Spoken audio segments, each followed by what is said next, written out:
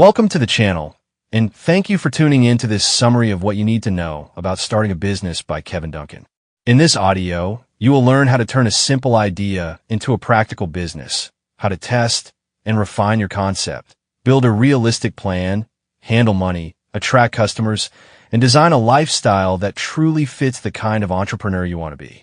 Whether you're just thinking about starting a business or already running a small venture and want to strengthen the foundations, this summary will walk you through the key steps in a clear and actionable way. If you find this kind of content helpful, please remember to like the video and subscribe to the channel so you never miss future business and self-development summaries. Key concepts. Before committing fully to a startup, entrepreneurs should test their business ideas with real people and pay close attention to their reactions. If the majority of people seem unconvinced or skeptical, it may be wiser to refine the concept significantly or move on to a new idea rather than forcing a weak proposition. Marketing is essentially the process of making sure people know a business exists and understand what it offers. If founders do not actively communicate their message, potential customers will form their own impressions based on limited or inaccurate information. A business's name and visual identity, its logo, signage, and business cards are critical because they form the first impression in the minds of prospective customers. A careless or unclear name makes it harder to attract interest and be remembered.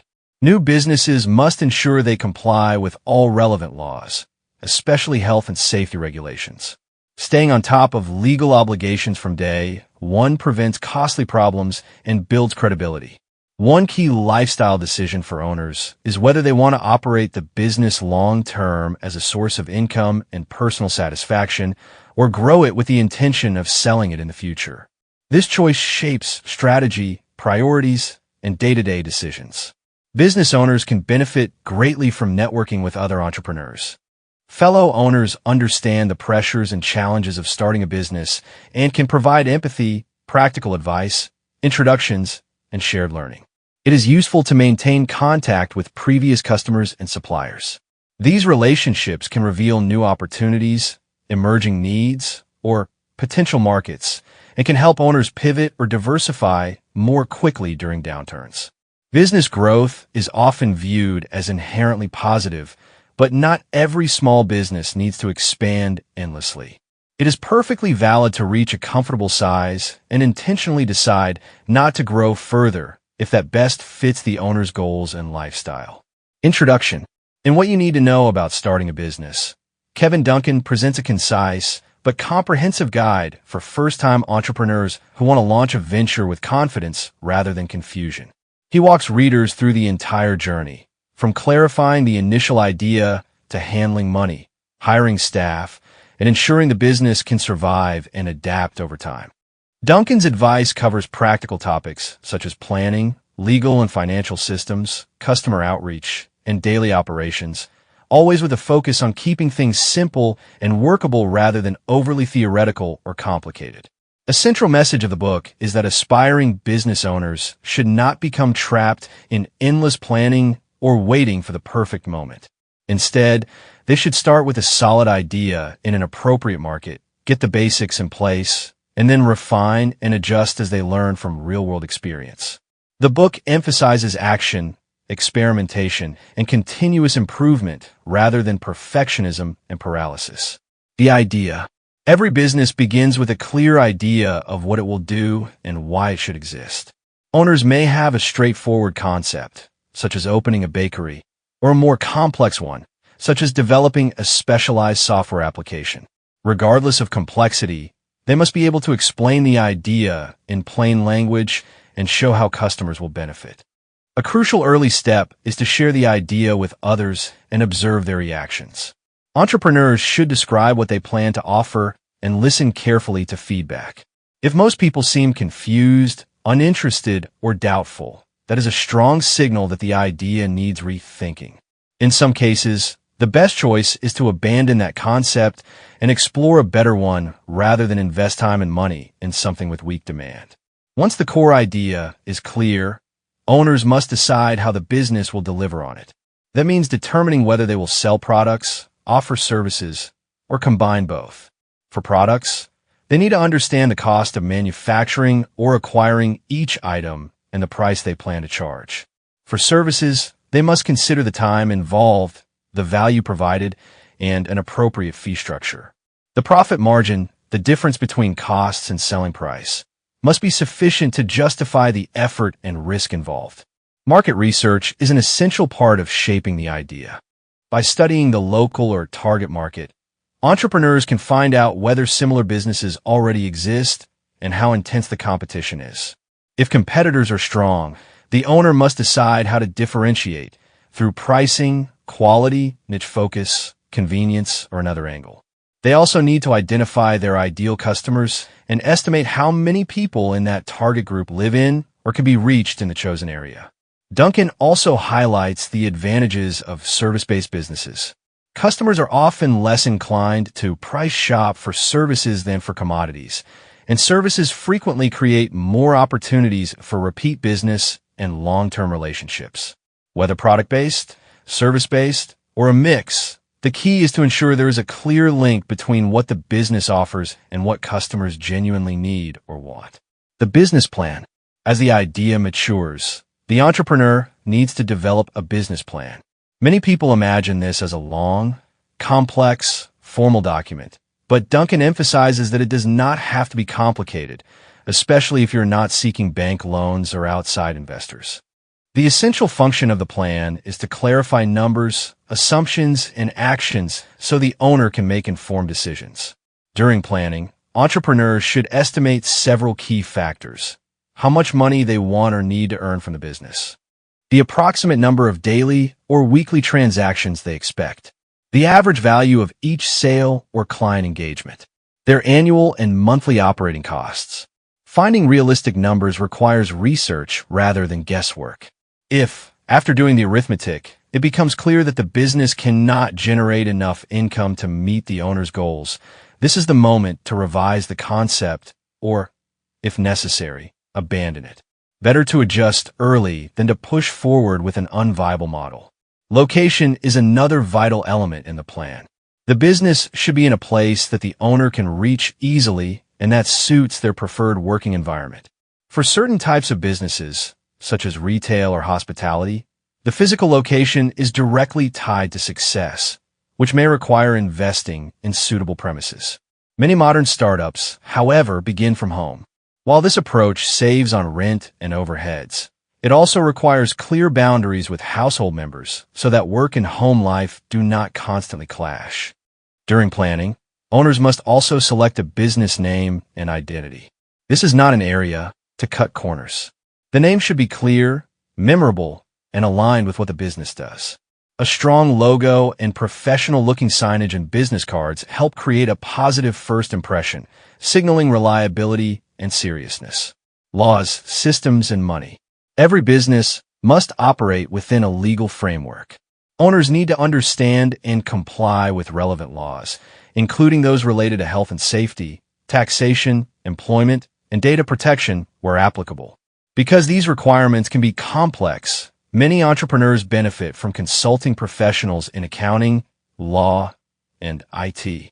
Reliable systems ensure that taxes are filed correctly, bills are paid on time, and employees are treated fairly. A good accounting system is especially important. It allows owners to track income and expenses, monitor cash flow, and understand whether the business is profitable. Insurance is another essential safeguard. Policies can cover a wide range of risks, from equipment damage and product liability to issues unique to home-based businesses. Having appropriate insurance can protect a startup from events that might otherwise be devastating. Duncan explains that there are 3 key types of money that every owner must manage. 1. Startup capital, the cash required to get the business up and running. Launching without borrowing or taking investors reduces external pressure, since lenders and investors expect repayment, returns, and sometimes a say in how the business is managed. 2. Monthly cash flow, the income required each month to cover costs, including rent, salaries, supplies, and other overhead. Because payments are often delayed, owners should set their targets higher than the bare minimum. 3. Profit margin, the amount the business actually earns after costs, and the factors that influence that margin. Owners must regularly review how much profit they are making and whether adjustments in pricing, cost control, or product mix are necessary. Building a good relationship with a bank is also important. Owners should know how to manage accounts, transfer money, and monitor balances both by phone and online. Banks can advise on appropriate account types, such as current account for daily operations and separate accounts for funds reserved for tax or future expenses. Before taking out loans, entrepreneurs must fully understand the terms, risks, and obligations involved. In some cases, specialized financing products, such as vehicle or equipment leasing, may suit small business needs better than general loans. While making money is a central goal of any business, obsessing over it can be counterproductive.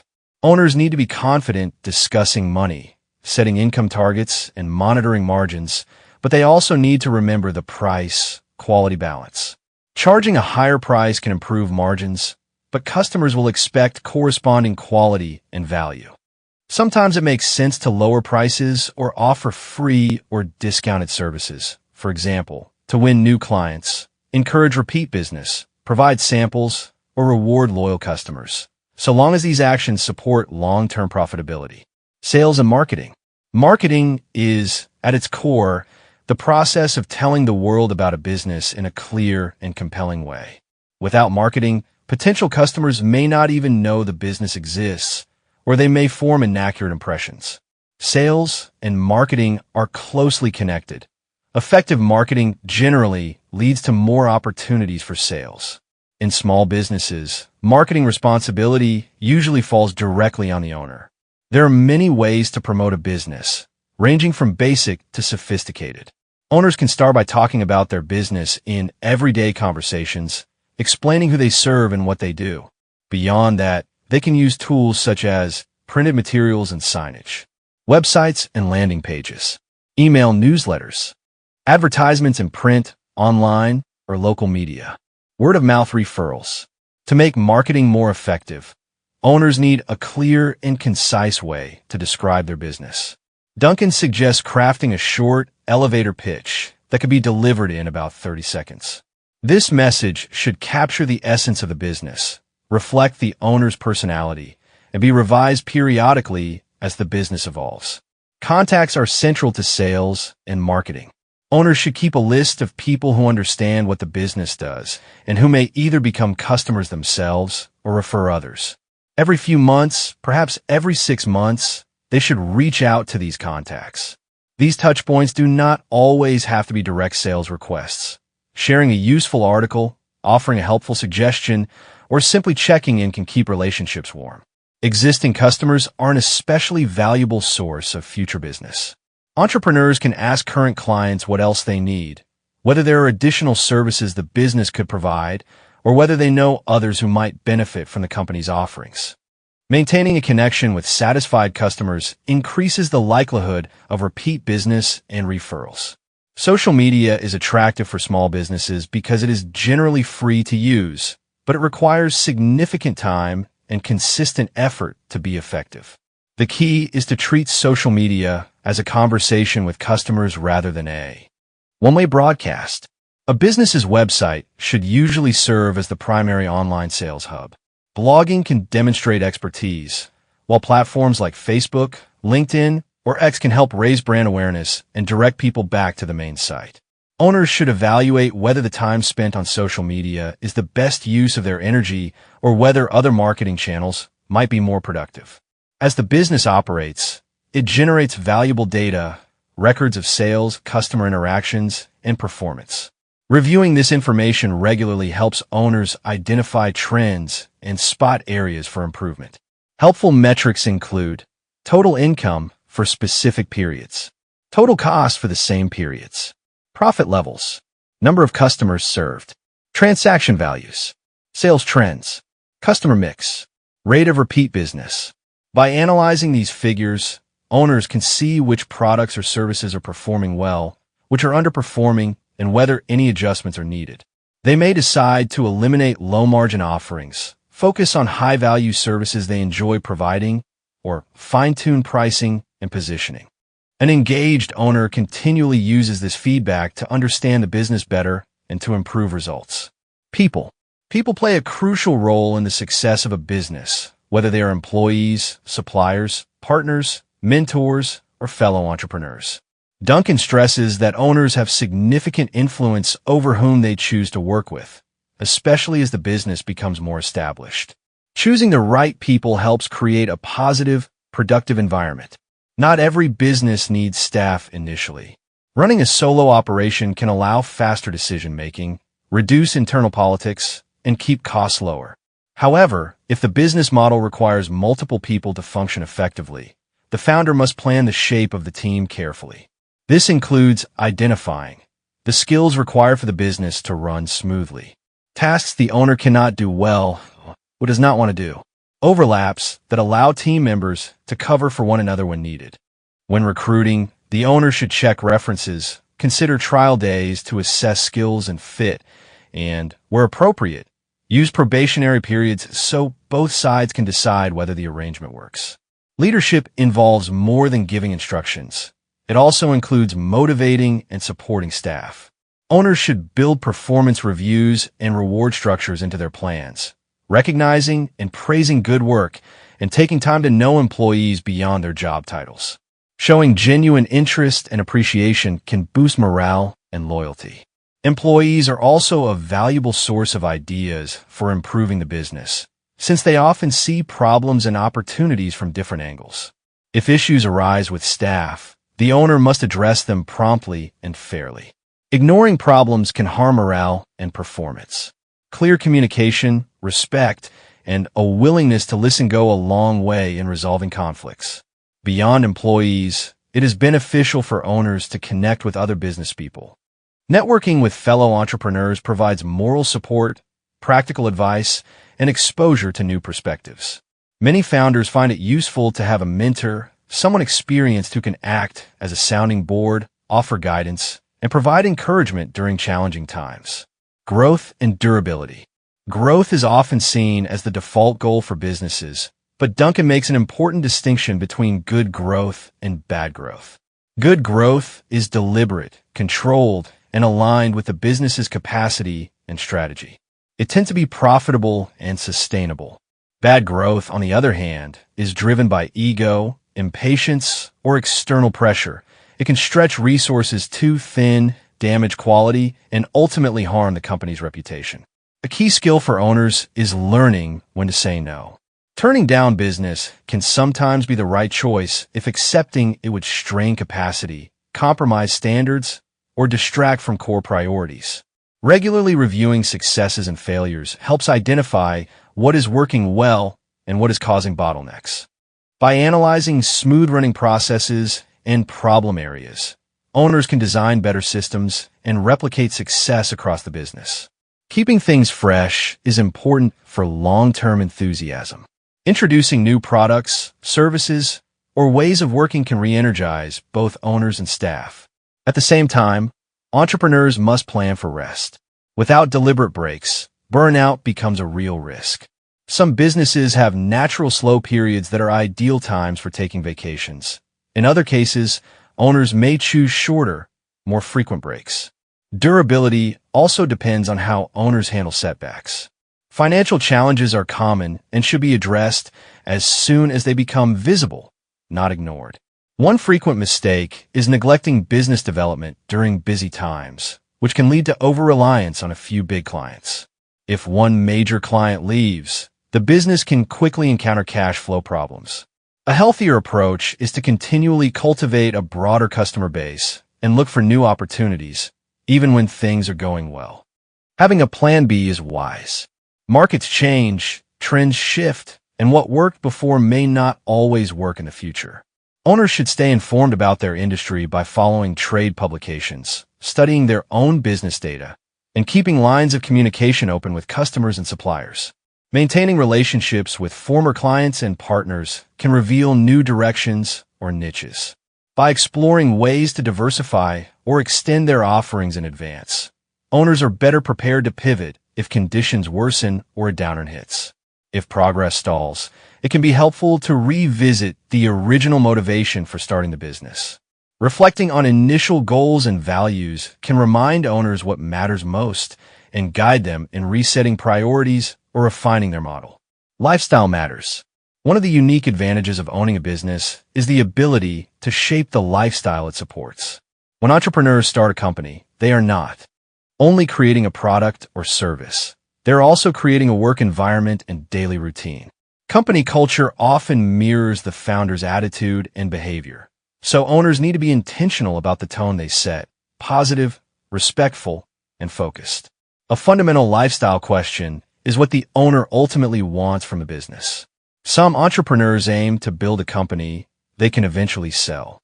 For them, long-term planning, documented systems, and a strong financial track record are essential, since buyers will be primarily interested in whether the business can reliably generate profits without depending too heavily on the founder. Typically, owners who want to sell need to build the business for several years, often at least 5, before it becomes attractive to potential buyers. Others prefer to run what Duncan describes as a lifestyle business, a company designed to support the owner's preferred way of living. In this model, decisions are shaped by factors such as desired income level, working hours, and flexibility rather than aggressive scaling.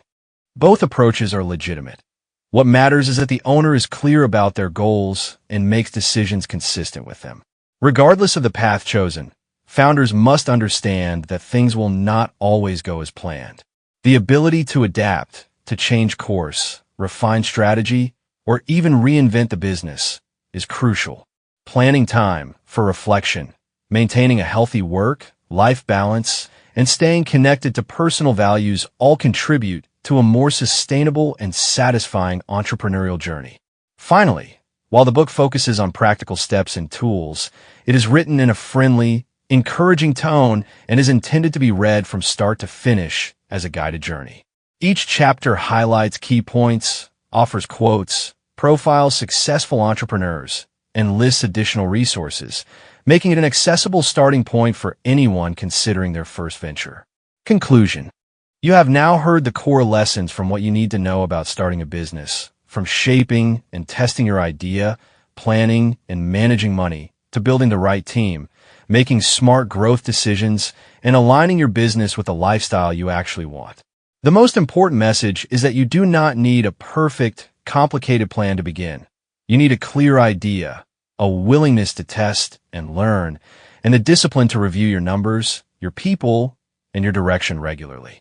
If this summary gave you clarity, inspiration, or even just one practical step you can act on today, make sure to like the video and subscribe to the channel for more summaries that help you think, plan, and grow as an entrepreneur.